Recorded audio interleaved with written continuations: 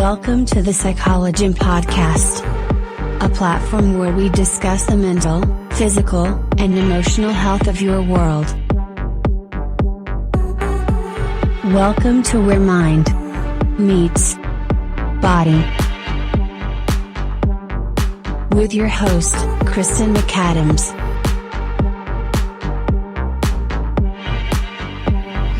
Welcome to the Psychology Podcast, y'all. I'm your host, Kristen McAdams. Right off the top, disclaimer, if you are having a mental health emergency, please dial 911 or 988 is the number that you can dial now. You can also text HOME to 741-741.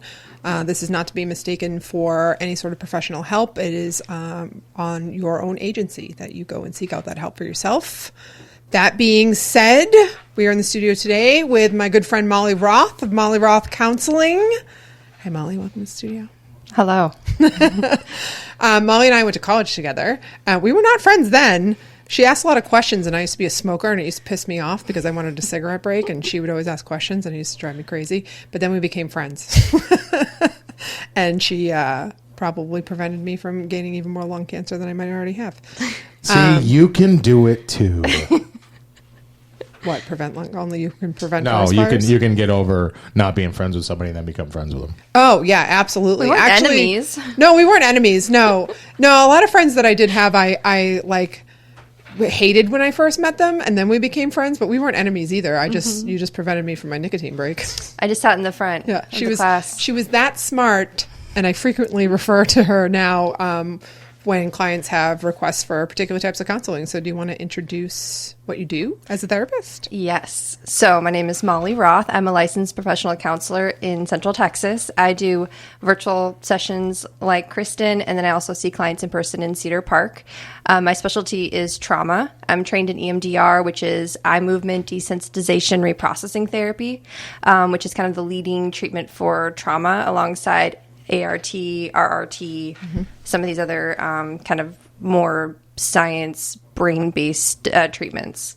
Yep. I used to see couples. I don't see couples anymore, but I work with adults and one-on-one virtually in person. And you're setting your practice up to do EMDR intensives now too, correct? That is correct. Okay. And so these intensives are like 6 hours a day, multiple days, up to 5 days, working on anything from recent events to childhood trauma to overcoming financial blocks, which is kind of something we're going to talk about today. Yep, totally. And so super relevant, and it's really for the client that wants to work through their stuff at an accelerated rate and in one chunk of time for the client who's just ready to heal and be unstuck.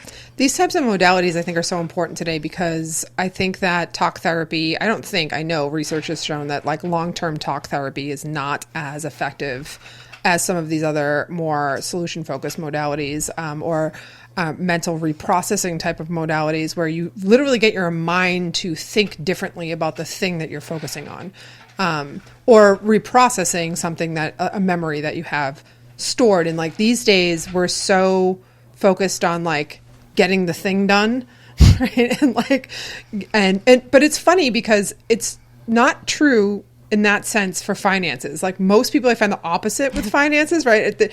We don't want like how-to generation is very like stuck and stagnant when it comes to finances.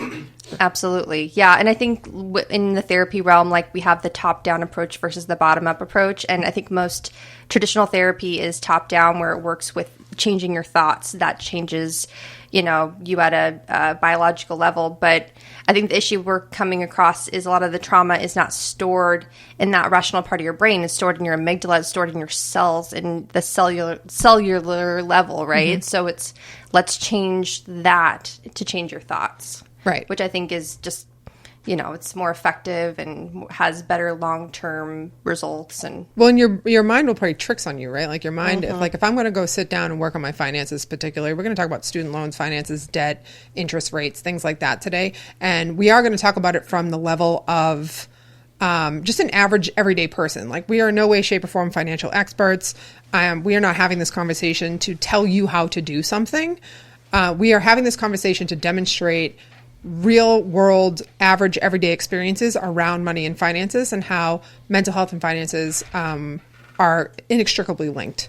So when you think about that bottom up, top down processing, right? I think a lot of people, if they're going to approach their finances, are probably having a bottom up experience, right? They're probably having a reaction on a cellular level, not from a cognitive level. And if you think you're having it from a cognitive level, right, you'll be like, oh, well, I can't sit down and do this right now because I have to X, Y, and Z, or it's silly. I don't need to sit down and look at my finances, or I don't need to sit down and understand my financial health, or you're not really naming some of the very real, very significant emotions that are linked to finances. And on top of that, I also see a lot of people trying to resolve their mental health issues by spending more money. Mm-hmm.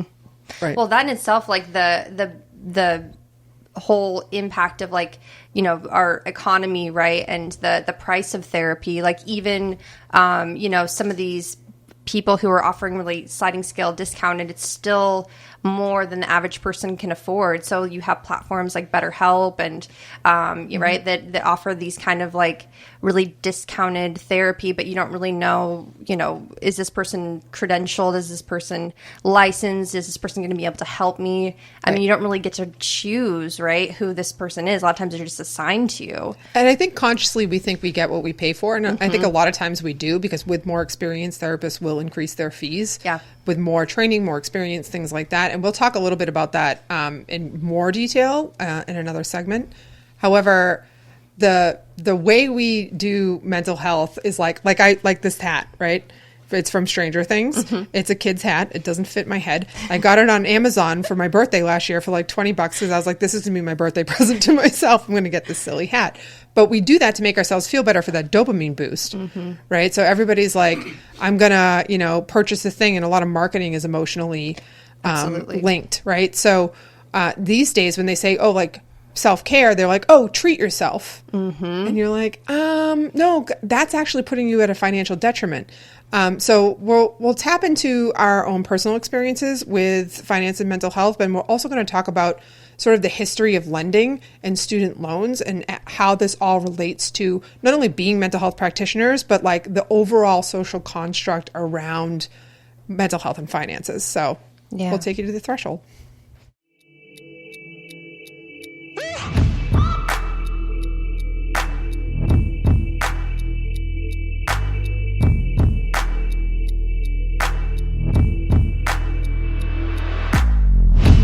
Welcome to the threshold, where we're going to talk about our experiences with finances. So tell me, we're going to talk specifically about student loans.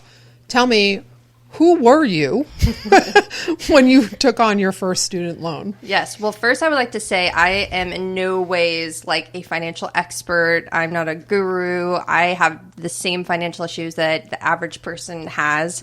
I was really fortunate to pay off my student loans from our grad program You're a fucking last rock year. star with that.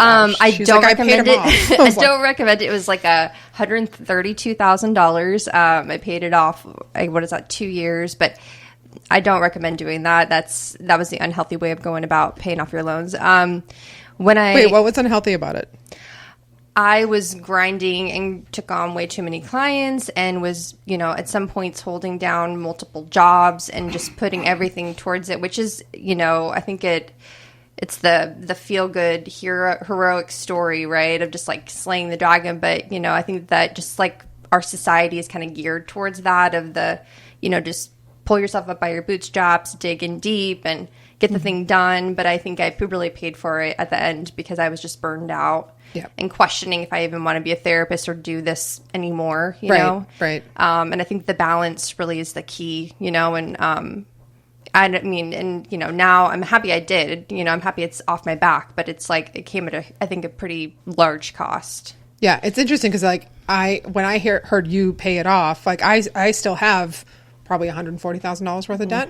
And to me, I'm like staring down them lifting the default, whatever the period is that they're calling it now. In October, we're going to have to start paying our loans again. And to me, I hear you haven't paid off, and I like think about the level of relief that would bring. But I hear you, and when you say like what I had to do to pay them off was so physically detrimental. Oh yeah, absolutely. Like just thinking about, you know, sacrifice and, working myself 8-hour days where I wasn't getting home until 9 p.m. and, not having a life, not really prioritizing my health and my mental health, right? Because I'm just focused on this goal. And I just see like in hindsight, I can see how I could have went about that with so much more balance. I could have talked to a financial advisor, instead of just thinking like, okay, it's me. I have to just, find it in me and pay this off. I could have used my resources a bit better, but just wasn't how I was operating back then. I feel like that can be overwhelming in and of itself also, like, especially in the path of like becoming a mental health counselor. When we're in school training, they're teaching us like basically I feel like it was Psych 101 throughout all of grad school. Like I went to a doctorate program. I went to St. Ed's. I spent years going in and out of colleges because I don't know, I have ADD. I don't know. I've been to like every college on the East Coast. But it was always like Psych 101. And it wasn't until after I graduated that I really figured out like how to take care of myself, who I was as a mental health practitioner, and how to run a business. Like, thank you, Lindsay Bonham from Money, Nuts, and Bolts. If you're a mental health practitioner and you're struggling with setting up finances in your business, I highly recommend Money, Nuts, and Bolts with Lindsay Bonham. Tell her I sent you. But that was a game changer for me. Just figuring out how to get my finances together as a practitioner and run a business, because they don't teach you business skills. They don't teach you marketing skills, and they certainly do not teach you self-care.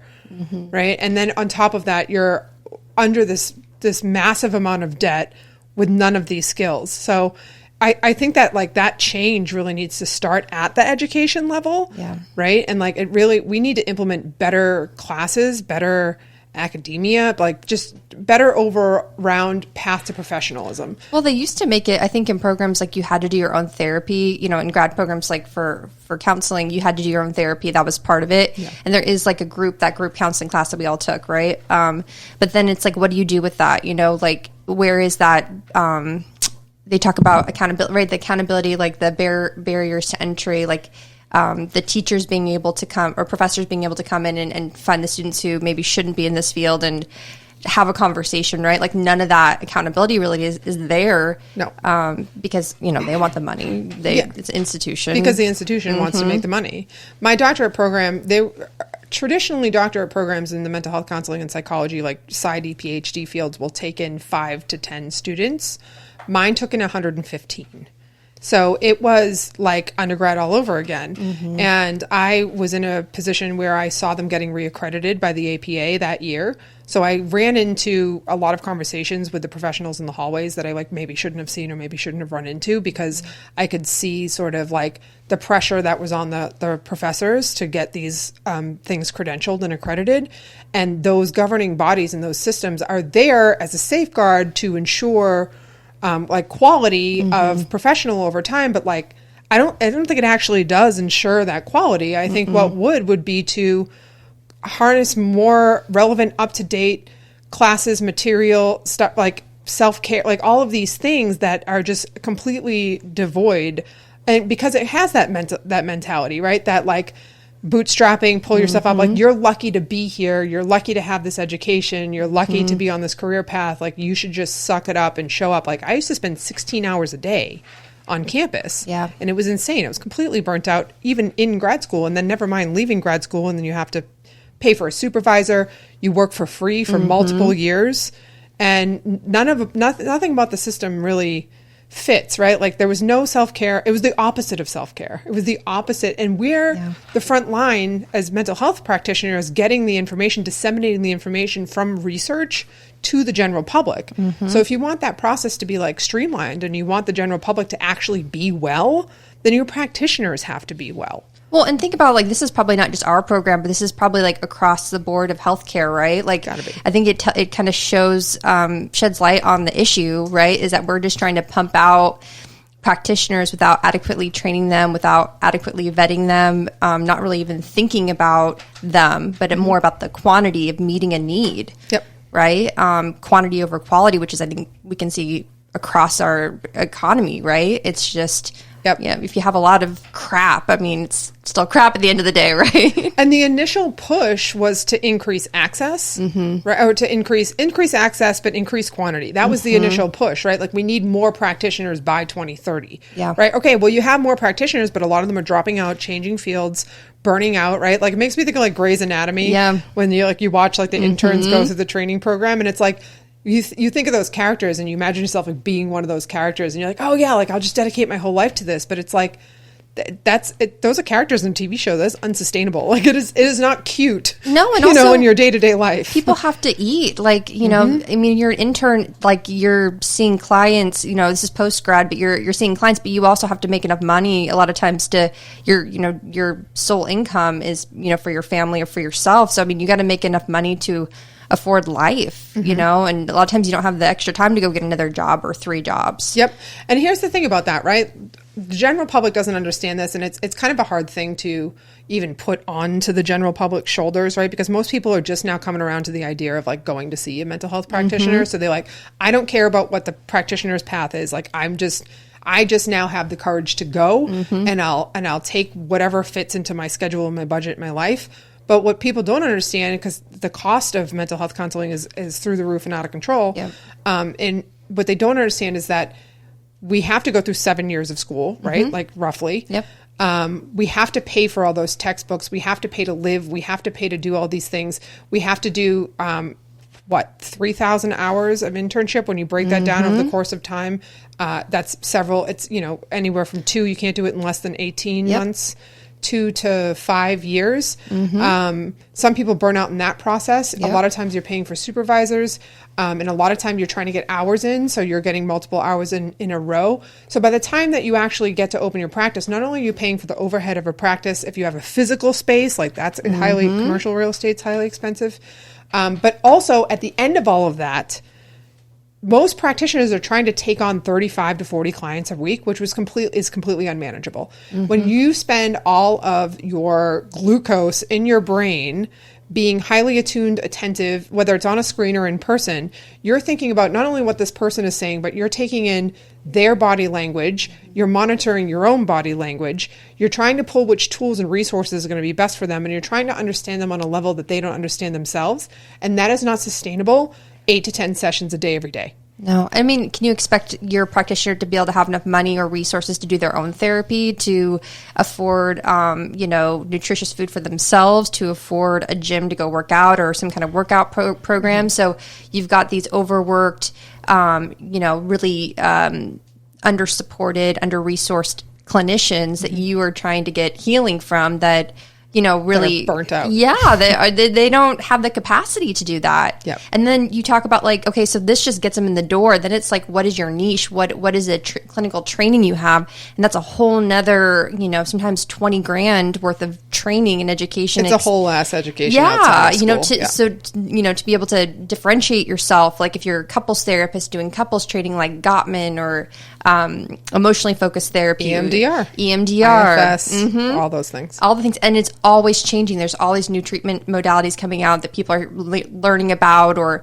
we're learning about and want to get trained in, which is exciting. But that also is costly. Like some of those programs are, 10 to 20 grand. But somatic experiencing is like 10 grand, something like that. Yeah, it's a whole other additional education on top of that. So when you're seeking out a mental health practitioner who does any one of these modalities, you have to understand that they paid tens of thousands of dollars outside of the higher education that they already received. And I feel like a little like preachy or complaining about this, but what I want people to understand is that when you took on student loans in the first place, how old were you? So when I did my undergrad, I was 17. Was a little bit younger, but I had luckily had a partial sports scholarship, so that's kind of part of what alleviated my debt or how much I needed to take on.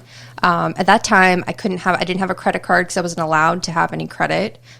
So luckily, my bank let me have like a bank card that I could build credit on. Right, I remember those. Yeah, and that was the only way I really could take out any kind of loans on my own, but I still ended up having to have my parents co-sign on a loan for me just to afford, school.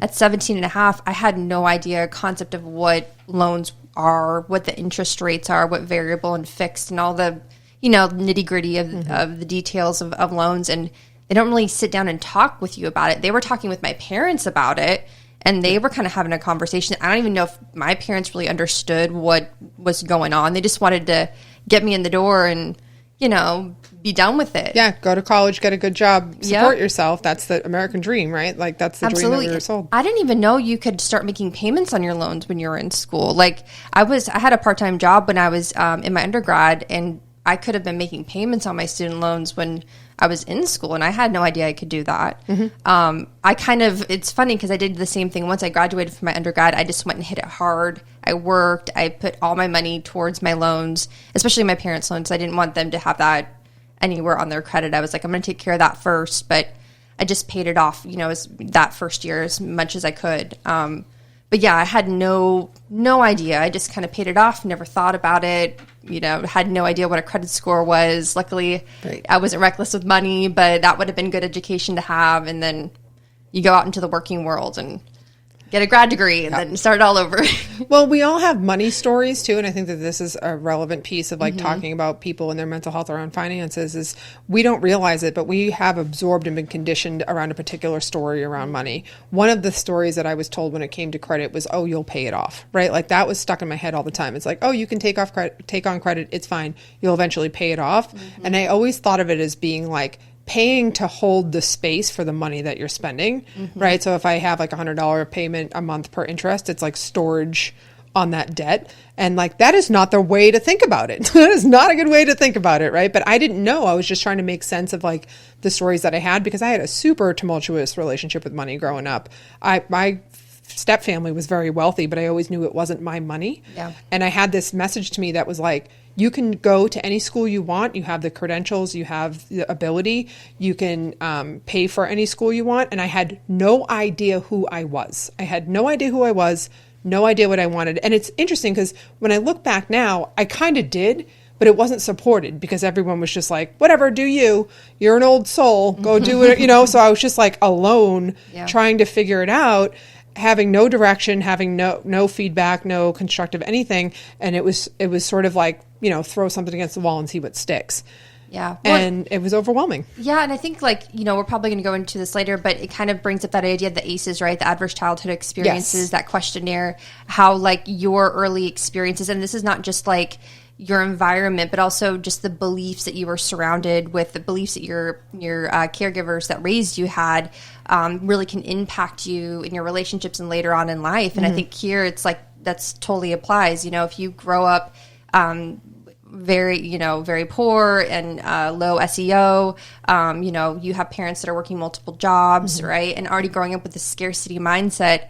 I mean, that becomes part of your belief system. And not only that, I mean, it becomes part of your DNA. You pass that on to the next generation if you don't work on it.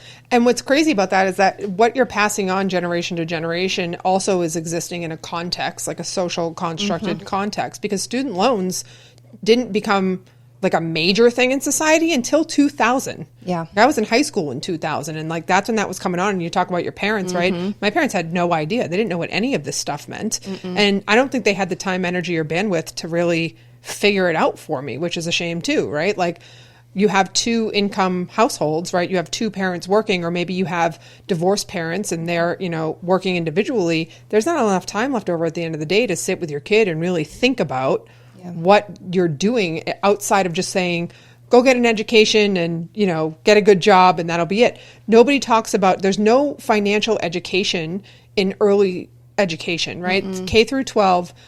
Some people I've heard in Texas had finance classes. I had an economics class in high school that I really loved, but it was very basic. Yeah, it's like macro. It's not about like your daily finances. Yeah, it was like kind of cute and interesting, right? You did like high school projects around it, but you didn't really at that age you can't really grasp what it means to exist in the United States economy. Yeah. Right. You can't grasp that when you're in high school. And a lot of times the message that I received was like, oh, you shouldn't need to, or you don't have to. No, it's just get into school. Just get into college, pass the test, do well in your SAT, and get into a school. Yeah. And, you know, the rest takes care of itself. Yep. And we're not seeing that change at all, right? Yeah. Like the now still the K through 12 messaging is mental health related, right? Which like our field pushed for that, and that's nice and that's great because you're going to have more emotionally well-developed kids, maybe, because I think that every generation has its own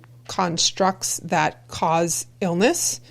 So I think today's are going to be new. Like we didn't have social media, like they have social media now. That's a major one, right? Yep. And those kids now are focused on identity, and not even an identity in like a really constructive way, right? Like they're not sitting down and taking personality assessments, right? Like they're sitting down and they're guessing at who they are as people, just like every other generation has. And all of the education and training in school now is focused around that. Yeah. It's still not focused around any real constructive skills all the way through grad school, right? Imagine if academia had more constructive tools and resources and learning styles for the kids to adapt and learn and figure out who they are and like where they want to be in society and how society functions. Yeah. They've tried to teach kids that, but not really. Right? Like not really. And it sets them up for failure in an economy that is continuing to change and evolve through interest rates and minimum wage and tax laws and all of these things that impact your financial well-being later in life. Yeah, absolutely. And it reminds me, I had a client I have quite a few clients that are teachers, and one story was, the teacher was having a student that was having a tantrum. And so I guess they do this like positive conflict resolution. And so the solution was to let this kid destroy the classroom. Everyone left, let them have their tantrum. And then they got a lollipop when the teacher came back. And like that was the way, this is a public school. And it's like, that's the way that they're teaching kids to handle conflict. That's like saying, let's send lollipops to Russia and Ukraine. I Like know. that's like saying like No, but there was no intervention from the teacher on the kid. The kid was basically learning like I can have a tantrum in the middle of class and distract everyone else from learning, and I'm going to get rewarded for it. your emotions are valid, but your reaction to your emotions are the problem. Yeah. Like, that's what needs to change. Yeah, I mean that's the thing. Is like the solution. Like it's good for kids to be aware of their emotions and and having that awareness, but it's regulating them. It's doing something productive with that information. And that's what shows up with people financially, right? That's what drove people to take on student loans. Can you bring up that we saw a meme on Instagram, and we have been talking about it over the course of the last week. And the comment section, I don't usually read the comment section, but I read the comment section on this meme. Sometimes you get roped into the comment section. I don't. It drives me nuts. In general, people will get roped into that, like because it's like, ooh, interaction. Some people live for it, right? Some people like, hear me. This is my opinion, and my opinion's right, and I'm going to put it here because you need to know that how emotional I think. regulation piece, right? Yeah, it's exactly they're throwing a tantrum in the classroom. So let's read this. So this says it's at student debt crisis at debtcrisis.org, and it says today the student debt crisis reached what number is that? I don't even know what that is. 1 trillion? Yeah. $1,654,792,448,855. And then the comment under it says, just made a payment, so I should have dropped it by $275. Basically, it's the same cost as like a gallon of milk now. So, Yeah. I mean, that's a grocery bill. Yeah, $275 is a grocery bill for a 2-adult income household. Yep. So the comments on this, can you blow that up? Yeah, hold on. Let's see. I'm blind. There we go. Yeah. I stare at screens too much. So some of the comments on this are, you can really get a feel for like what people, how people view money in this economy, and also their opinions. Right? Yeah, right. So one of the comments says, easy way to fix it, just forgive the loans. Bam. Right. Big problem there, right? Like we have loans. That's the lollipop. That's the lollipop. Let's just invent some money, to forgive them all. Yeah, and it's so funny because I've heard so many people say like, "Oh, they should be forgiven," and I'm like, I took out those loans. I don't think they should be forgiven. I think it was predatory lending. Yes, I definitely think it was predatory lending. I definitely had no idea what I was doing. To your point, right? Like nobody sat you down and had a conversation with you about this. Like you just sign on to a website, you fill out the form, and they give you the money, and that's it. I mean, I regret my Amazon purchase that I made recently, but I mean, I'm not going to expect the American people to pay that off for me. That's right. I bought a car or a house and people compare it to like the mortgage rates and things like that. What's another comment? There's all kinds of them. There's like hundreds. Fault to the students. Yeah, fault of the Don't take students. loans for college. Don't get useless degrees. Let's go the other way. That would have been great advice when I was 17. Well, and then some of them were talking about like this one right here, this one comment where he's like, some of them getting student loans would be better in life learning a trade or like plumbing or HVAC, but nobody talks about that. Like tech colleges and like working with your hands and stuff, and people are nowadays are going to school and getting like useless degrees, you know. But like also liberal not, arts, like we did. Not everyone is going to be cut out to do HVAC and stuff like that, No, too. that's That's not right. a solution either. But that it's goes not. down to personality. If you really want to understand what your identity is, then you'll understand your personality factors, right? If you can know what your personality characteristics are, those personality characteristics lend themselves really well to what is going to feel like a happy, productive, healthy life for you. Because if you're somebody that like, perfect example, introversion and extroversion. Extroversion is one of the top 5 big personality traits, right? If you're somebody that is low on extroversion, which means you're relatively introverted. Molly, if you're relatively introverted, you're not going to be a public speaker, right? Yeah. So why would you force yourself to do that, right? If you have a hard time reading and reading is not a strong suit of yours, that's not a personality characteristic, but it does lend itself to it's a variation of a characteristic. Or if you have dyslexia or something like that, becoming a lawyer and reading documents all day is going to drive you crazy. You can do it if you try, but it's going to be 10 times harder for you. Yeah. So isn't it better to know who you are personality wise, characteristic wise, so that you can choose a career path based on what suits you as a person that feels in alignment with who you are? That's true authenticity, but that comes with also recognizing your weaknesses. Yep. And that is, I think, the part where people get screwed up on because they don't want to. Well, and we're not exposed to all the different careers out there. Like when I was, I worked at UT in their career counseling department, and so many kids, they grow up and they were like, well, I was only told that I could be like a doctor or a lawyer, you know, or a teacher. You know, and teachers are chronically underpaid, so people don't want to go that route, right? So it's like we have this concept of like what 5 to 10 careers we can get into, which is not representative of our career force of our economy. Right. And it's like that should be a piece of the education too. Is like let's, like you said, find out who you are, your personality, but like also let's get exposed to what is out there. Like there's actually like thousands and thousands and thousands of jobs and careers out there that you would be really well matched in that you don't even know exists. Yeah, especially nowadays too, right? Like with technology and innovation and all of these things, like there are careers out there that exist that you couldn't even dream of having imagined, right? Yep. Even in this, like the comment section, that the recommendation to do like HVAC, right? Yep. Like I wish I had some of those skills. Like I wish I could fix my washing machine, and I wish I could take care of the physical elements of my immediate environment. Like that was never something that was even discussed as a possibility. Well, and then that kind of goes back to too, like the way you're raised. Like in my family, everyone was a hairstylist or did real estate. And so that's what I grew up as like possible career choices, you know, that don't really involve going to college. No one in my family is in mental health, or I was the first person, in my little family to get a college degree.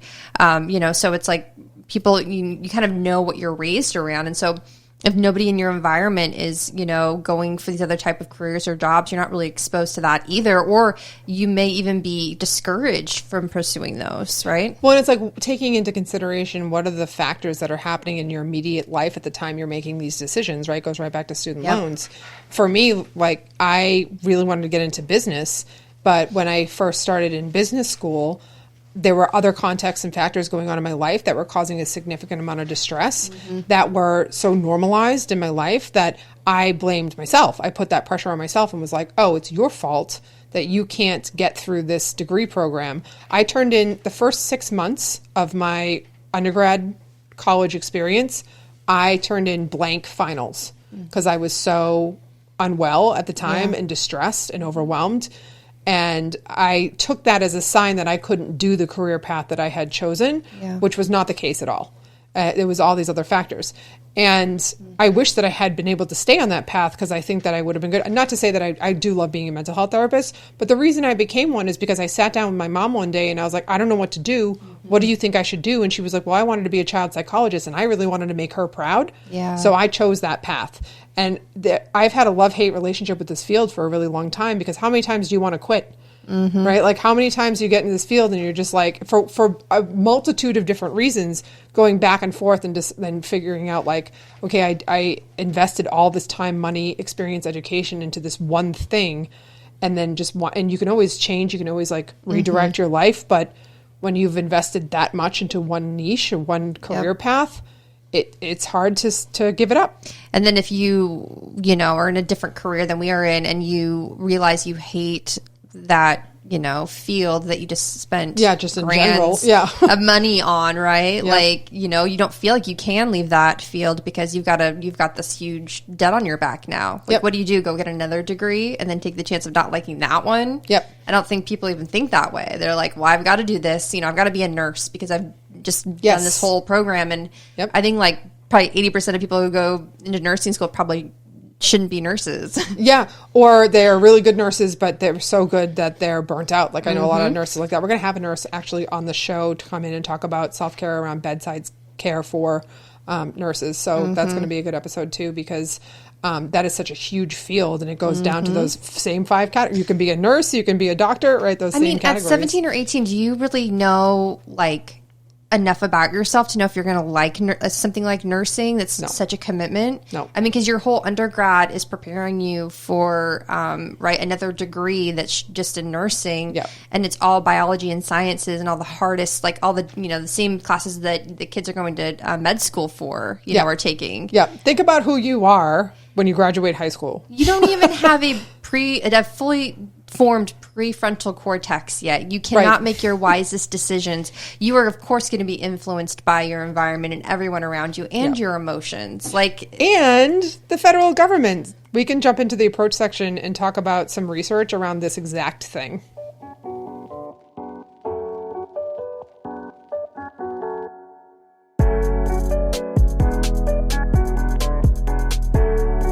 Okay, welcome to the approach segments. Factors that impact your finances and your mental health. So this has been really interesting because I love talking about those exact elements that we were just mentioning around who are you when you're 17, right? But also like who is the government at the time that you're 17? So I found this really interesting article at Lend.edu. I'll drop it in the description. But it breaks down this timeline of the history of student loans. And it shows the progression of how these things have evolved and developed over time. And it's so interesting now, and tell me what your thoughts are on this, about people's, like going back to the comment section, right? People's opinion or perspective on stuff like student loans and federal programs that are designed to help people or aid people. The current social context, this current social climate is so hyper opinionated about it. And I don't think it really nobody has the time to sit down and really look through all of the information that there is, right? So you and I are having this conversation now, and I did some brief research before the show, just seeing what it was like for the average person to try to learn about the history of student loans or the history of lending and credit. And you could spend a whole year every single day just clicking on hyperlinks and trying to find the root of the research and the original documents and try to understand how all of these things come together to impact one student, deciding to take on a student loan. And it is a lot of stuff. Yeah. Yep. I mean, they do not design this information to be easily digestible. I think it's very much, it's convoluted for a reason so that you're not going to read the fine print. You're not going to talk to a financial advisor about it. For most people, the gut reaction is fear. It's like, I don't want to touch this with a 10-foot pole. I'd rather just, go spend my money on, a new stand-up paddleboard and go party and all of my loans are frozen, so let's live it up. Yep. And then the reality sets in. There's a date now for the loans to be due, and I mean that those are going to be some really large checks people are writing to now try to chip away at this debt.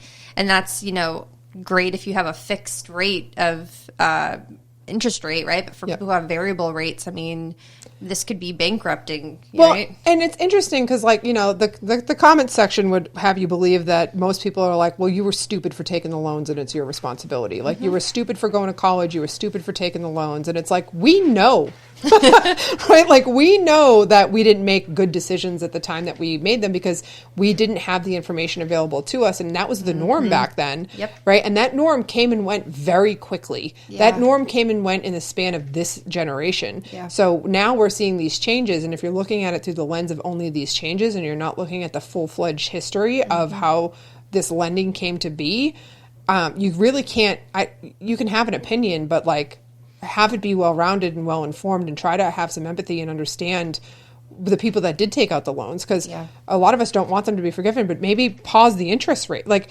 exactly. Make the economy available to be able to pay them back. Make the interest rate, like, get rid of the interest rates. Make it possible for somebody to pay it back in their lifetime. Yeah. Because not only are these people taking on student loans, but they're taking on mortgages and car payments and credit card debt, because the economy is unsustainable. It's unlivable right now. Yeah. Right? Like, you can't make savings or general like strides or income unless you're doing what you did, completely burnt out. Yep. Right? Or unless you're above the income gap, right? Like, there's the COVID showed the largest increase in wealth and the biggest divided income gap in history. Well, and that's the other thing too. It's like, people are like, okay, they're in two camps. They're like, have it forgiven or pay it off, right? It's like these two extremes. And I think we have all been divided in so many social issues, right? It becomes all political, right? Yeah. They're like, if you lean a certain way, you're going to want these loans just taken off your plate and forgiven. But if you lean another way, it's like, no, you need to pay them off. And it's like, that's not realistic, and that's a trauma response. That's not like, that's not how we live. We live in the gray area, and that's where compromise happens. That's, where we can actually get some stuff done. Right. And if you look at the history, right, the first ever student loans were offered by Harvard. Mm-hmm. Harvard University in 1840 offered the first student loans. And then as time progressed, it started with the GI Bill. Right, the GI Bill came into effect, and it was student loans for soldiers. And subsequent to World War II, that was the majority of the student population was war veterans, which is wild to think about, because when we think of World War II war veterans, the social construct today says that they're homeless and mentally ill on the street. Yeah. But there were these GI Bills. So what happened, right? And then as time moved on, they offered it to low SES people that had low income, and then they opened it up to middle class, and then they opened it up to parents to take it out for students, and then they opened it up to the students themselves. So if you look at this timeline, it's really interesting, because it says that this issue didn't really start coming into effect until like the 1990s. Like 93, the Student Loan Reform Act was implemented, and there was a direct lending program, and like that seems to be where everything started to switch. Mm-hmm. And then you see all of these time markers over time that had a significant impact through government funding, through government organizations, the creation of government organizations to support the population. Mm-hmm. And now here we are with whatever trillion, 2012, it says the student loan debt passed $1 trillion.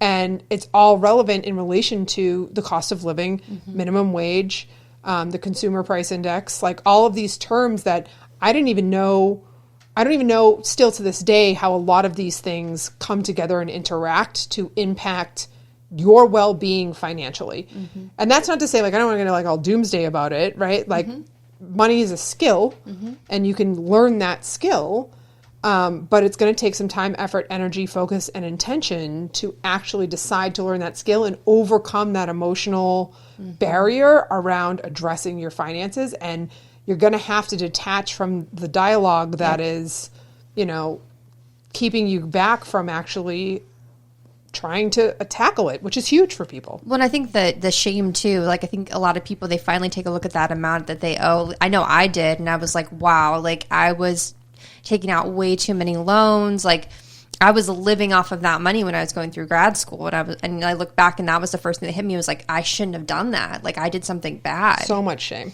But I know at the time, like I needed that money. Like I wouldn't have done it any differently, Yep. I needed to maybe, differently, getting a part-time job, trying to go through school. But it's like, I think that shame is the first piece, is that like, let me sit with that feeling that, when I first see that number, and also sit with the shame of like, I don't know how to pay this off. I don't know what these things mean. And one way to look at it, and we can talk about this even more in the road back, but one way to look at it is just understanding interest in general, like when you're taking out a loan in the first place, right? I think a lot of people think, and maybe it's just me, but I think other people might think as well, that if the government's offering you a loan, that it's somehow safe because it's through the government, right? And it's not like when they said that Biden was going to do the debt relief thing, I was like, that's never going to happen. That's trillions of dollars. It's a nice thought. Politics today is sort of the Wild West. So I was like, maybe it might happen. But I was like, there's no way that they're going to forgive that much money. So being realistic about the state of the government and the state of the economy and not just emotional. Like, I feel like these days people are like, oh, we hate capitalism, or, oh, we hate the way things are.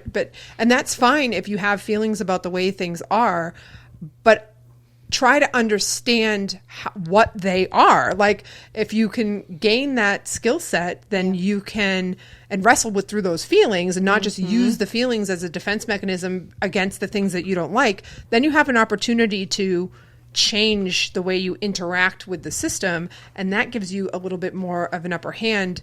But it does take time, effort, energy, and money, and a lot of patience to move through the icky feelings that we have. Absolutely. But also, it's like, this doesn't just apply to the student loans, but this is just like finances in general and budgeting, right? Like, if people could have an idea of like how much they're spending each month, how much they're bringing in, you get a sense of control over your life, right? And you can actually have choice where your resources are going.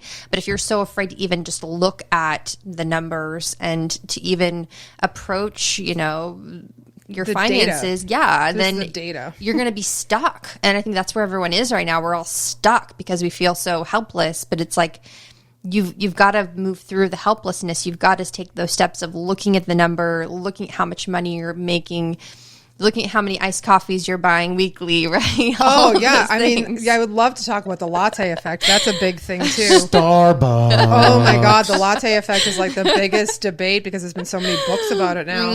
And I see that pop up on social media a lot too, and the comment section's wild around that too. And I love when financial influencers are like, what do you think? And then like they just let the comment section go crazy, because if you think about the latte effect and if you understand interest, right?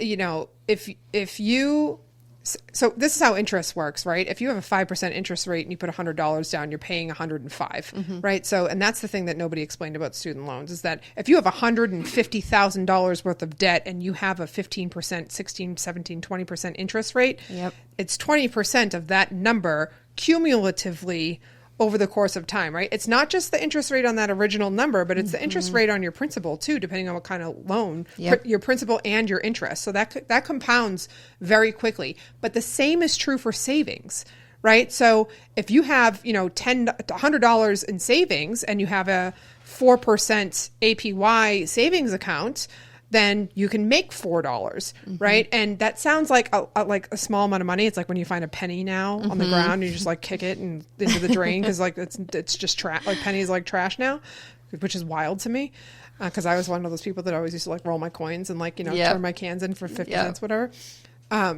If you took that $5, it's not $5. First of all, a latte is not $5 anymore. It's $8. At Starbucks, it's $8. And at Starbucks, if you're part of the rewards club, they'll reload your gift card, and they'll give you, you'll reload it for $20. And you're like, oh, good, it's reloaded. But then what you buy at Starbucks is $15. Yep.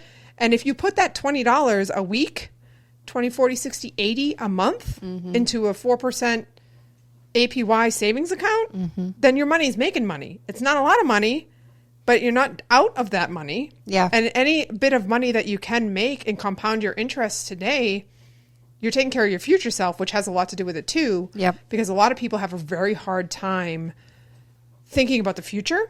And I love Jordan Peterson talks about this. I talk about Jordan Peterson on the podcast all the time. Hate me if you want to give a shit.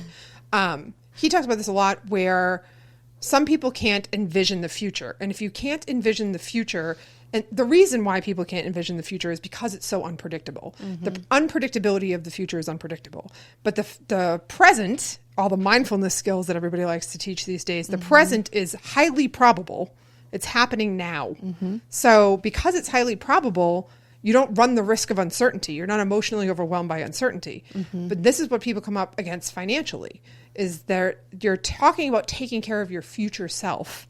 And that is unpredictable. And especially now with technology and media, they make it seem even more unpredictable than we ever could have imagined. Well, even the student loans, like they're still sending out emails like, we're still fighting for you to get this repayment paid off. So it's like you're not even letting people move into the discomfort of knowing that they have to pay these off. They're still holding on to hope that this is going to happen. Well, because the longer you hold out hope the longer you hold out hope that they're going to take care of it for you, the more opportunity they have for the Federal Reserve to increase interest rates, so that when if you're not on a fixed interest rate, when that new variable interest shows up on October 1st, it's going to be 10 times higher than it was when you started, when it froze in the first place.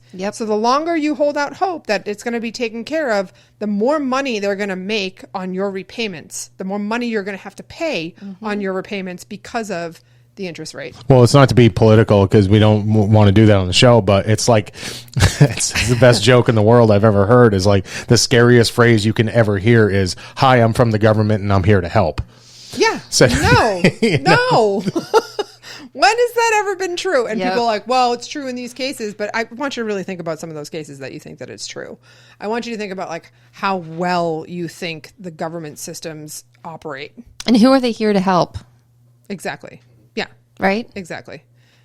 I thought about this the other day, and I was like, I can't imagine that there is a government that exists on this globe that is not wealthier than its people. Every government system, probably every country, and I don't know this to be true. I don't know. I don't know. But I'm willing to bet that every government system is wealthier than its people. And people would say, okay, it should be, but it's probably by a lot. Yep.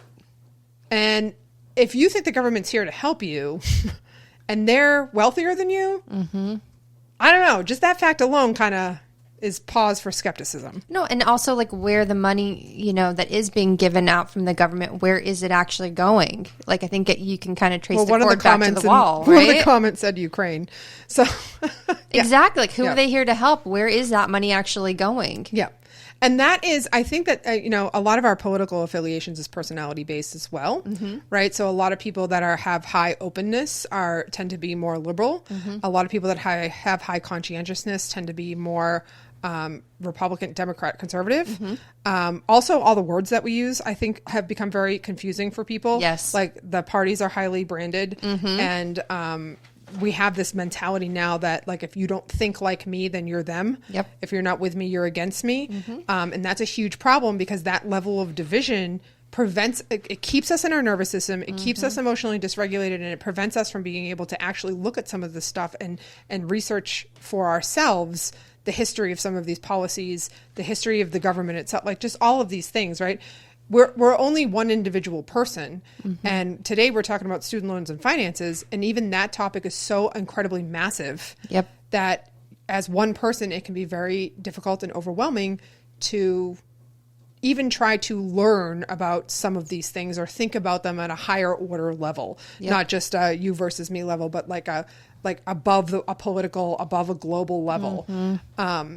And yeah, this is why we're doing the podcast. Well, and it's you're not going to be able to get to that higher level of thinking of like, okay, what do I do now if you don't address that first gut feeling first, right? That bottom up approach of like, I need to sit with this anxiety. I need to move through it. I need to talk to a therapist. I need to do some work on the blocking beliefs I have because our beliefs totally feed into our behavior. 100%. And we got to work those reactions first so that we can then use our prefrontal cortex that has all the answers there. It's going to help us make those wise decisions to budget, to invest in savings plans and, make a plan. Yep, totally. We can absolutely talk about that on our road back.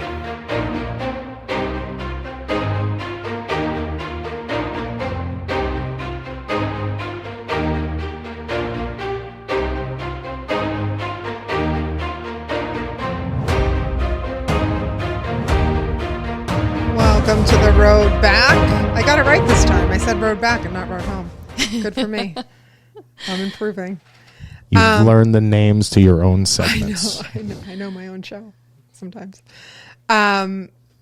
So I wanted to bring my attention back to this timeline, and it says, like, what does the future hold for student loans? And it says, as you can see, student loans have gone through quite the evolution. While it's difficult to project what will happen in the coming years, continued change is expected, which goes right back to the unpredictability of unpredictability.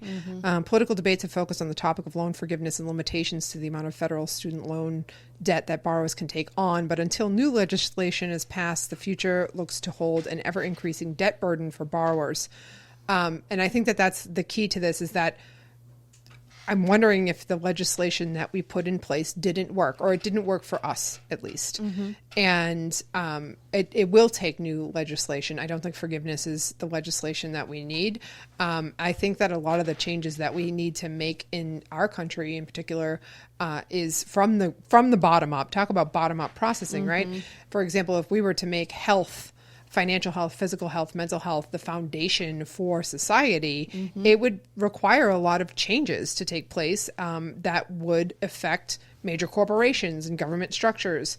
They don't make money off us being well. They make money off interest rates. They make money off, like, the interest rates and lending started because companies realized that people preferred to pay large ticket price tags in small chunks over time, and then they learned that they could make money by charging interest. The idea of interest has been around since, like, Mesopotamia, BC, and today it's been capitalized in this, highly corporate structure to sell products and goods.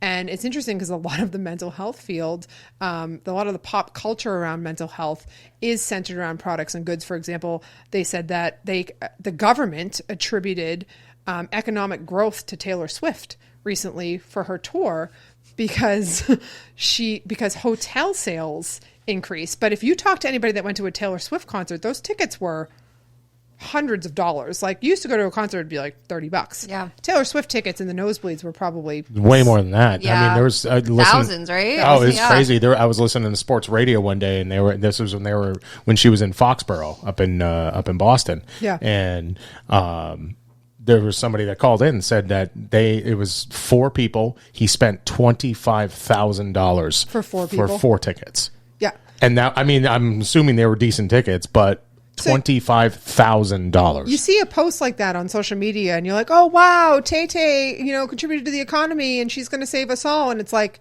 no, you just went into debt, and you're going to pay more than $25,000 if you didn't have that cash up front, paying the interest rate back to the banks. Yep. And Taylor doesn't give a shit. I think the difference here, no disrespect, Taylor, is that, like, people, when they look at education, it doesn't feel like something they have a choice over. It's kind of shoved down. At least I remember getting kind of shoved down your throat of, like, this is what you do if you want to get a job, a good paying job, right? You go to college. So I think people view education as, like, this is something I'm entitled to. This is something I have to do. Versus Taylor Swift is very much like, I want to go to see Taylor Swift, right? Right. Yeah. But those values are different. Yeah. Because it has a lot to do with the construct, right? Like, I want to make memories, YOLO, FOMO. I don't want to miss out, right? I want to live my life. I want to be living my life. And I think part of my mission lately has just been supporting an average life. Right. It's the symptom of a highly privileged society that we're so bored with our own lives because we're so overstimulated by technology and pop culture that we think that and this is why depression is increasing, right? The rates of depression are increasing, and people are having a hard time getting control of their finances because of this. Yeah, we all want to be celebrities, be influencers, right? Yeah. We all want to, think it's easy, the easy life, and nobody wants to be average anymore. Nobody wants People don't want to work. People don't want financial freedom, right? Like, in a way, like, with like programs like Dave Ramsey, right? Which is like the average person can attain. Yeah, he's brutal. Everyone wants like, I want to be Taylor Swift, and I want to have all of my problems erased, with that status, right? Or I want to be an influencer and have all of that, and it's debt like erased. authenticity based. right? It's like, has to do with authenticity, right? People are like, I want to be my most authentic self. And it's like, becoming your most authentic self it has to do with coming to terms with the things that you don't like about yourself as well, right? When people talk about love is love during Pride Month and things like that, which I was going to do a podcast about that too. I had made a reel about it that didn't make sense to a lot of people, but it's because when you're talking about love is love and you're talking about loving yourself and you're talking about living your best life and all of these things, you're also talking about incorporating the things that are hard and challenging and the things you don't like about yourself, the things that are immutable characteristics and the challenges that comes up against.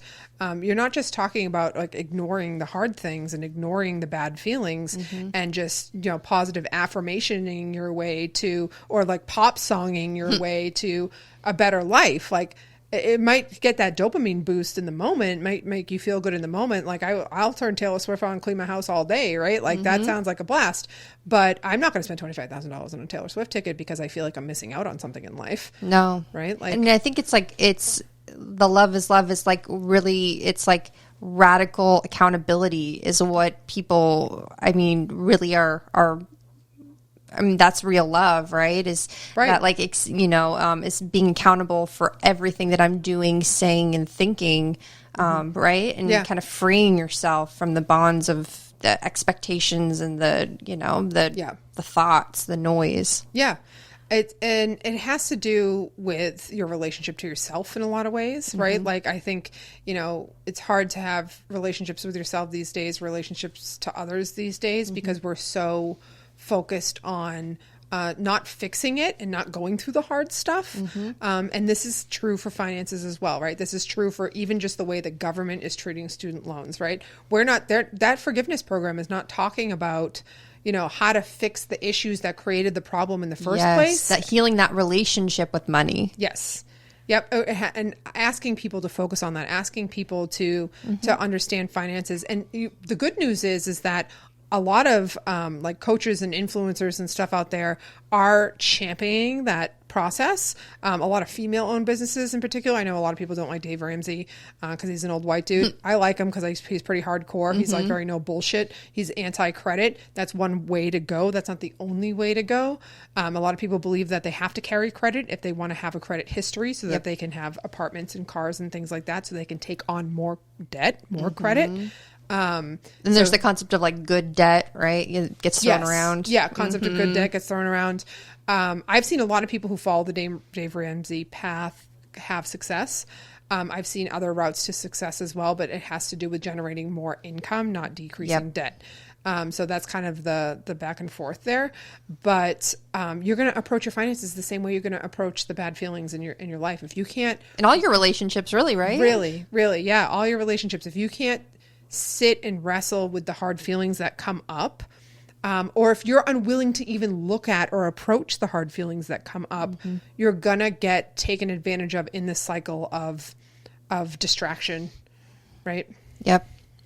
So some of the ways that people can manage emotions when it comes to approaching finances, what do you got for people in terms of how they can manage emotions around finances? Well, I'll kind of just take a little sidestep. When I did see couples, that was one of the big reasons what brought people into therapy, right? It's like, it's the like religion, lately politics, but finances is always in that like top three. Yep. And not only how people approach money, but how they spend their money, mindset around money, who's in charge of what bills, and all the expectations that come around money, right? Like that's a huge thing that brings people in the door. And I have yet to meet a client who doesn't have some kind of financial insecurity that, we work through. Yep. So I think therapy can be a great space. And, a lot of people are like, well, I don't have a lot of issues. But I mean, if you have financial scarcity, insecurity, therapy is a great place to explore that because so much goes into that. It's your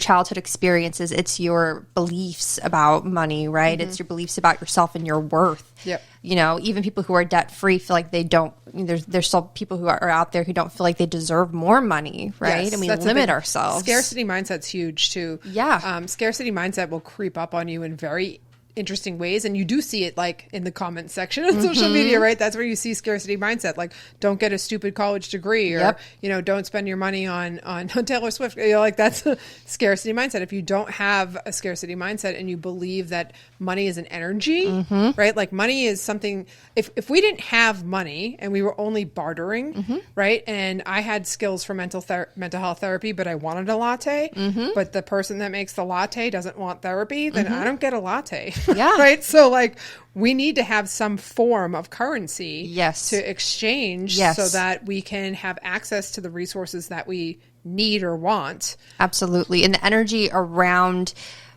your thoughts around money, it makes all the difference, because I see people shoot themselves in the foot when they're wanting to transition into a different career or a certain opportunity, a financial opportunity, because they believe that they're not worthy of it, or that, because their parents never achieved that kind of success or opportunity. And it's like, we don't want to shift you into fear and just kind of holding everything, but it's like, can I be neutral about money so that when an opportunity comes up, or I need to look at my budget, I'm not having an emotional reaction to it, but it's like talking about what I'm going to make for dinner, right? It's like, it's something I can easily access that wise part of my brain and come up with strategies and plans and thoughts. Yeah. So I think the first piece is just acknowledging what is my initial feeling about my money situation. When I look at that student loan debt, where am I feeling that in my body? What am I feeling? What are the thoughts? What's the story that I'm creating there? Right. Right. What's coming up in the current moment. I think that people will externalize the problem, right? And like, what you're talking about is, how do I feel it internally? Like, what comes up for me from the bottom up? What is the physiological experience I am having? And then how are my defense mechanisms coming up to prevent me from really witnessing my own feelings around it, right? Yeah. Like, I will... If I have a lot of shame around money or scarcity, or if my money is highly attached to my own worth and I feel worthless at the time, I might blame the economy, or I might blame capitalism, or I might blame the government, or I might blame my parents, or whatever. And that's fine. Like, all of those are factors in how your money story unfolded in the reality that you're living in now.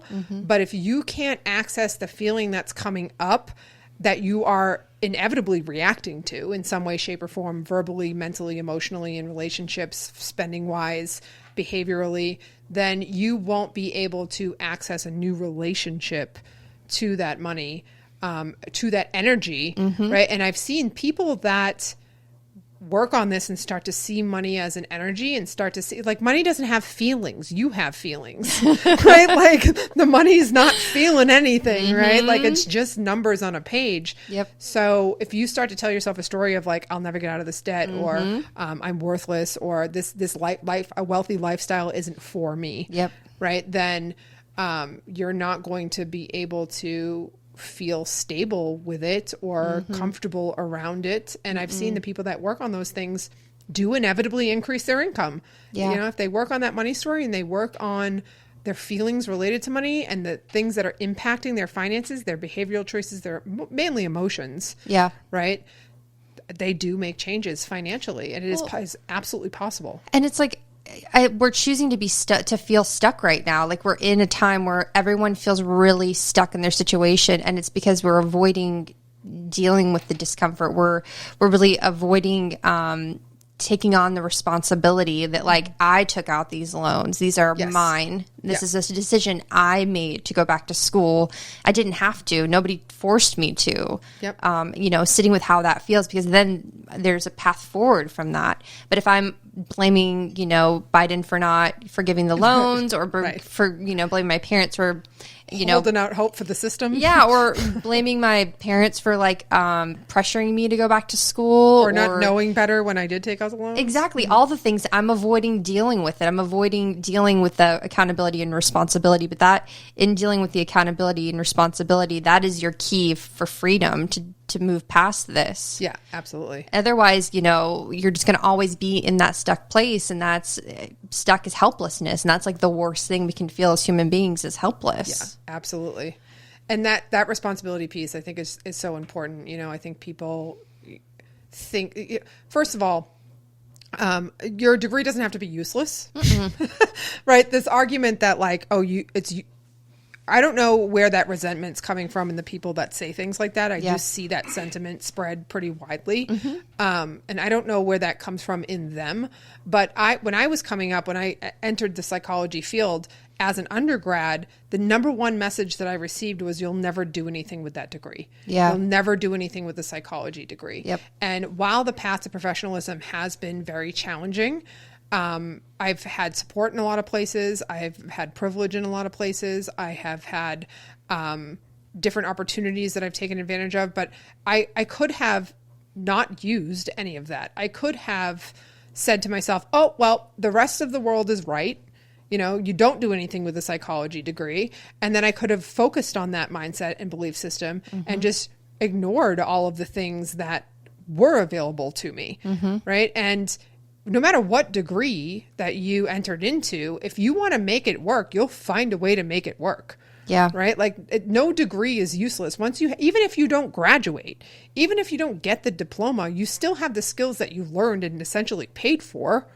And you can do something with those skills. But if you don't believe that you can do something with the skills that you have, or you don't believe that you can create more skills or more wealth, if you don't believe that you can pay off your debt, if you don't believe that you have essentially a stronger element of control over these things in your life, then you won't take control over them. Well, and not every degree is useful. I mean, I think a lot of people go in with this mindset of, I'm going to choose a degree that's going to lead to a great paying job.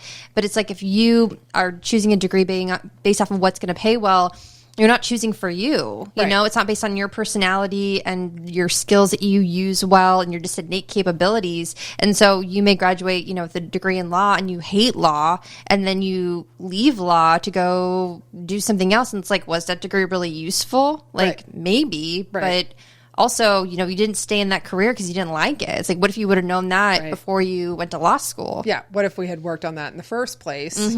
Yeah. And I think that's what I would see a lot at UT was these kids would come in and they didn't know how to approach, how do I make this decision? How do I know, what's best for me? And there was like this rhetoric of like, your first degree is for your parents. Like that's what we were supposed to tell the kids, is your first degree is for your parents. This, your next degree gets to be for you. And I felt like that was just kind of a crappy way to approach this. Like you actually, I guess, like, if your parents are paying for the degree, there is an element of control, they have, but also they're basing that instruction off their own context, their own social constructs and limited thinking. Absolutely. And it's like, why are you giving your parents that much control over you anyways? It's like, maybe going into college, if you're doing it for your parents, isn't the right decision. It's like when I went to get my doctorate, a friend of mine, Dr. Dara Bushman, who is wonderful, you should check out her website. I might have her on the show if I can convince her. She asked me a long time ago, because when I went to my doctorate program, again, I was recently married. I had moved across the country twice in the middle, like 3 years. It was at a school I didn't want to go to. I got my undergraduate there, but I didn't want to get my doctorate there. But it's like where I got in. So I was like, instead of continuing to try and continuing to learn about myself, I just accepted the path that I felt was available to me. And I was there 16 hours a day. I wasn't fitting in with people. And when I thought about it, when I went to get my doctorate, it was for my parents, right? It was to be the first person in my family to have a doctorate.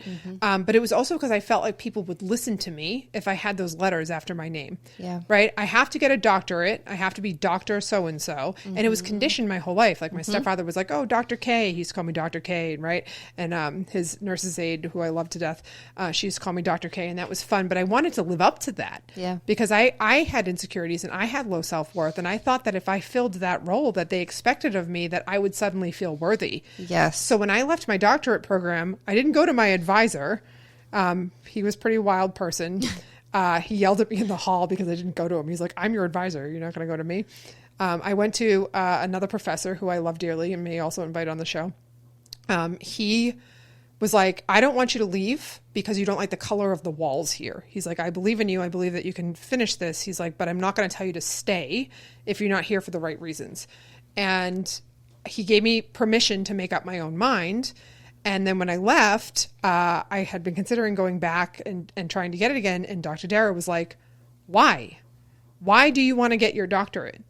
For what reason? And I was like, and it was still the same answer. It was still to make people proud, to prove my worth, so that people will listen to me, because if you have those letters after your name, people will listen to you. Yep. And I was like, that is not the right reason to go further into debt, spend more time in my life, because I can seek out this knowledge and education and that is specifically interesting for me in other ways. And all of the professors that I did speak with that helped me make that decision all supported that. They were like, you have the network, you have the people, you have the skills, you have the ability, but it doesn't mean you have to get this degree and go even further into debt and further into burnout. Yeah.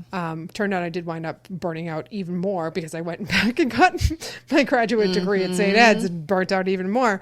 But that story that you tell yourself, like, that, whether it's for your parents or you're telling yourself that story, whether you're aware of it or not. And if you don't have people in your life to challenge that story out of you, you may continue to just subconsciously carry out some story that was conditioned into you in the first place. Well, and right now, I think it's so against the grain to even think about paying off your loans. I think the majority of, it's like we should be, up in arms if the government's not willing to pay off the loans and support this, right? It's very counter, the general public to be like, oh, I'm actually going to take accountability for this and actually make payments on this and, make a plan and budget. I have to take responsibility for the choices that I've made in my life, no matter how frustrating those choices may be, or no matter what, support or I did or didn't have or whatever. Like, you have to deal with the reality that you're in now. Well, and that's the interesting thing. This is kind of diverting a little bit, but I kind of see this divide between people who are very much into partying and going out, and they're not really aware of what they're putting in their body. They're not really aware of what they're consuming.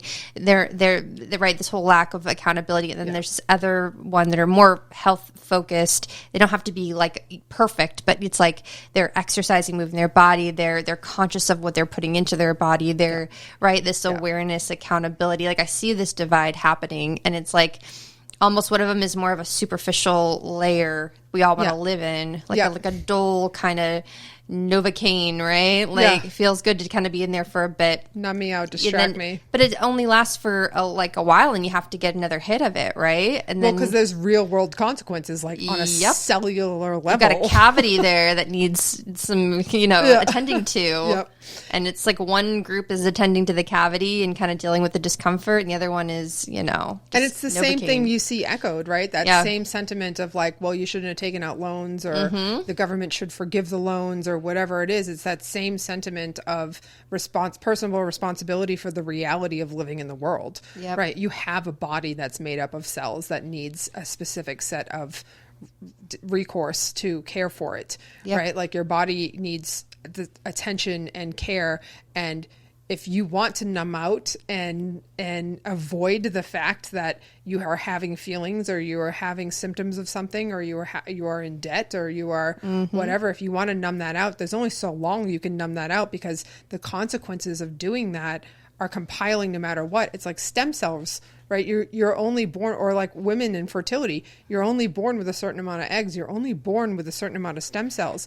We're not machines, right? Maybe someday we will be, but we're not right now. And it's that stuff gets worn down just like anything else, just like the materials that make up a home, or, the government systems that were put in place. All of that stuff wears down over time because of the nature of just being in reality. And it's if you're unwilling to take responsibility for your reality, then you're going to continue to suffer. I mean, some people are given, different lots in life. I think the ACEs score is a great representation of that, right? And the outcomes for people that have higher ACEs scores, are not so great, right? They're the people that have higher rates of, substance abuse and, domestic violence and chronic health issues, right? Which is part of their reality. Exactly. And, financial scarcity, right? And low SES, all of these outcomes. There's a correlation there. It doesn't mean that is going to cause it, but it's just there's higher rates of that, right? It also doesn't mean it's going to define the outcome for you. No, not at all. But it's just, it is if you grow up with a lot of, trauma and and it scarcity. goes unexamined. Mm-hmm. Yeah. I mean, that is a likely outcome. Yeah. So it's like, that is a huge component of it, that there is there's a population of people with these higher ACEs scores that, are growing up in these environments where they don't know that there is a different outcome out there available to them because it hasn't been there for their family. You don't know what you don't know. Absolutely. Yep. That's why we do the podcast. Well, and yeah, education. Education, dissemination of information is absolutely essential. I love the podcasting world and the community. And we did another episode when we rebooted the Psychologym around the 4 pillars of mental health, right? And it's like everything that's external to you, right? The world, politics, all the things that we've been talking about today, and then your mind, right? Your thoughts, values, beliefs, the way that you think about things, your mindset.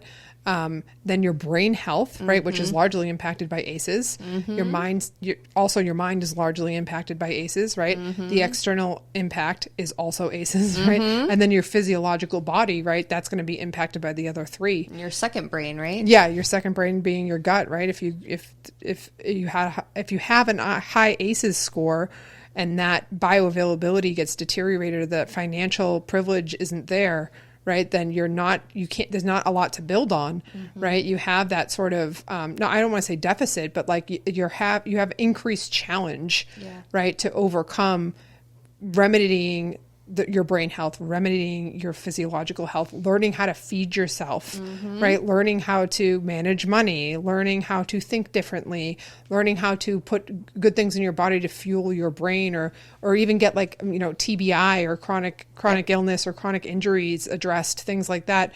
There are all these factors that play a role in that. But again, if you learned to avoid that reality with substances or by externalizing the problem, blaming other people, being a victim of your own consequences or circumstances, then you'll stay there. Yeah. Right. And you don't know what you don't know, but put things like this, podcasts, there's a lot of free, we live in an information driven world, and not all of it's accurate. Not all of it's perfect, but you can at least start to learn by tuning into something like this, going to a free library and just picking up a book, right? There's so many different ways to access information these days. And I think a lot of people would say like, oh, well, what if you don't have a computer or you don't have a phone? Like most people have a phone to some degree. Most people have are some sort of friend or a network or something that you can tap into, some sort of free resource that you can tap into. And start somewhere, but you have to start somewhere, and you have to start with where you're at. It's not going to happen overnight, No. Like it's, for one thing I've learned, it's going to be one little change at a time. And it's like you're not going to be able to overhaul your finances overnight. Even for me, making budgets has been a gradual process. It's like you just have to take the first step. You've got to just go to your loan servicing agency, log in and just look at the amount of money, right, that you owe. Just look at the data and then close it. Yeah. Close it, go on a walk, ground yourself, get angry, right? Let yourself feel all the things, but you just take that little step so that you can at least move past the stuck. Yep. And I feel like, again, starting somewhere, and that's where you start, right? You have to start somewhere, and you start by recognizing that this is a problem in your life, just much like anything else. You start by recognizing that there is a very strong reality to it that does impact you, that you do have some level of control over, and that there is a history that preceded you, either through our government or through your individual life, that created a bunch of contexts and situations that brought you here. Right. And if you can start here, and you can start with small 1% shifts, and you can start by saying, okay, money is important in my life. It's an energy. It can make or break a lot of circumstances. And bringing back to just practicing the budget, right? Like I try to encourage people just to practice that part when I do trauma-informed financial health coaching. And it starts with just that. Taking inventory. What do the numbers look like? What are your numbers? And they may suck. They may be terrible. They may be awful numbers. For a lot of people, I think that's true right now with the economy the way that it is. You're not alone in that by any means. There are certainly tons of people that are doing very well, right? So learn from them. But coming back to the numbers every time and getting into the habit of paying attention to it. Like I look at my bank account every day, right? Like once a week I'll sit down and I'll record and I'll handwrite it just so it registers more, because there's a lot of apps and tools and things that you can use. Your bank systems now have budget watches and things like that, and you can designate different finances to different categories, right? You can have this whole apps now that will remove all your subscriptions, because in case you don't know what you're subscribed to. Absolutely. Being in a technological era means that we have to adapt in a way that the generations before us could teach us. They didn't have the ability to teach us. So you have to be self-taught anyways, and there's a lot of options out there now that will, free webinars, books, different things that will help you start to learn, but you can't start learning until you start practicing that inventory and start coming back to the process of revisiting your finances, and coping with the feelings that come up, right? Like Molly said, like you can shut the book and walk away and punch a wall if you need to, right? And I think one thing that I've found really helpful with my clients is thinking about where they want to go. Because I think, like, yes, all these changes are great, but it's like, if I don't have an idea of where I want to be and what I want my future to look like, and this is kind of the idea of, like, thinking about your future. Yep. If I'm not excited about it, it's like, it's hard to have that motivation, you know, it's hard to like sustain that motivation. So, I mean, I always have my clients kind of do this vision of like what they would love their life to look like, right? Like how they want to feel financially, how do they want to feel physically, how do they want to feel relationally, really 5-sensorize it. So it's very strong and visit it every single day. So, you know, it's like you're making progress towards this amazing life that, you know, and there's emotions with that. There's grief of like settling for the life that you've had, and there's excitement for the future and something you're moving towards. Sadness or over how you got here in the first place. And, absolutely. And they say, you know, I see everywhere, you know, financial coaches saying to like really embody, like you're saying, embody the person you want to become. Absolutely. But that doesn't mean spending $25,000 on Taylor Swift, right? Like, but it's feeling. We're after feeling. We're not after the things. When you think about the future, it's how do you want to feel in your future, right? How do you want to feel in your relationships? How you want to show up? Not right now. But you can embody that feeling gratitude, right? Feeling peace, being in that energy so that you can attract the things you want. That kind of goes more into like manifesting stuff. But I mean, it's still... Dude, the manifesting stuff works. The manifesting stuff is so interesting. Like, it's like The Secret, when they talk about The Secret, right? It doesn't mean that you're going to go, oh, a check's going to come in my mailbox for $10,000 and you're going to get it. Sometimes that does happen. But it's more about the mindset, because if you think the way you want your life to be, and you think and you structure your mind in a way that already represents and models the life that you want to live in the future, then it diminishes a lot of that nervous system response and that distress that comes up with the way you're living now. And really that emotional piece, right, is just that reactivity, and the stress that you're feeling is coming from the thoughts that you're having about where you're at and where you think you're going to wind up because of where you're at. But that all comes from your mind. Absolutely. And it's an energy, right? And it's like our environments amplify the energy that's already there. So it's like if I am in fear and scarcity constantly and wondering why I'm not moving forward, I'm working so hard, my environment is amplifying fear and scarcity for me. You know, but if I am in a place of peace and gratitude and abundance, I don't have to work very hard. My environment's going to serve me. Absolutely. Right? It's like the savings, the compound interest, right? Yeah. It's like mental compound interest. Exactly. Emotional compound interest. Exactly. You know, and this is stuff, it's like, you know, feels very woo-woo, but I mean, like, we are energy that is, you know, like you can check the brain waves, and you can see it on a scanner, right? You can see our energy that we are. And if you burn your nervous system out, then you're going to have to do things to compensate for your nervous system burnout. And we don't make the best decisions when we're in a reactive state. Our brain and body is not intended to respond to stressors logically. It's intended to survive a stressor. And if you're in survival mode, then you're not going to be using the logical part of your brain, right? Like, you're going to be using the reactive, emotional, lizard amygdala part of your brain, as you said earlier. So that lends itself to certain reactions, and those reactions can be financially depleting as well, much like taking on a student loan, right? If you're in this belief system that, you know, I have to get a doctorate, I have to get, a good career. I have to make a good choice. And then you put that stress response on yourself. And you take out $140,000. You take out $140,000. Been there, done that.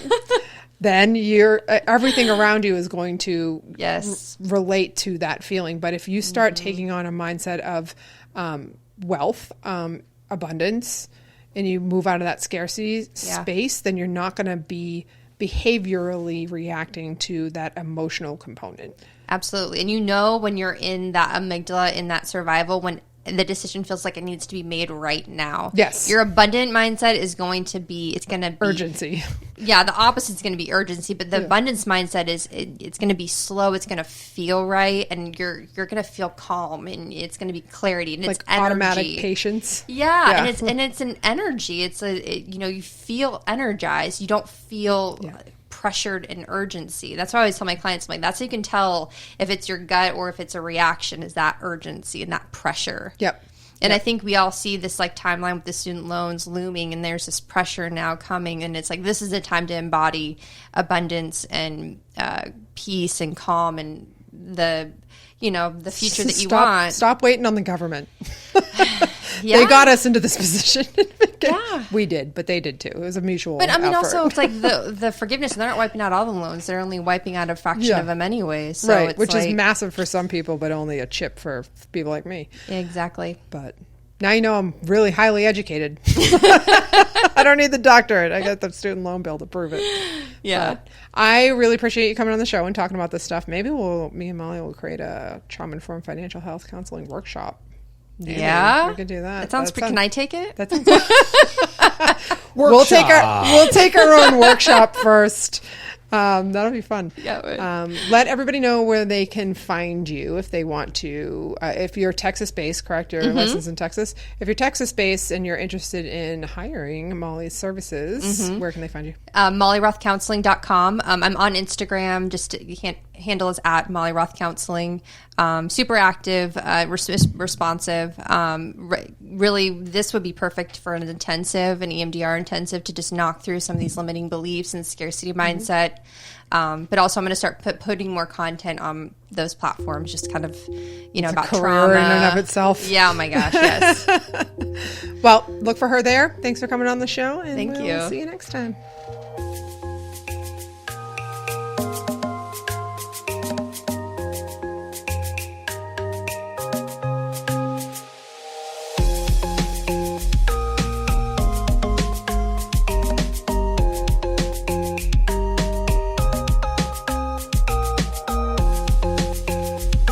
If you're having a mental health emergency, we urge you to dial the National Suicide Prevention Hotline at 1-800-273-8255 or text the crisis text line. Text HOME to 741-741.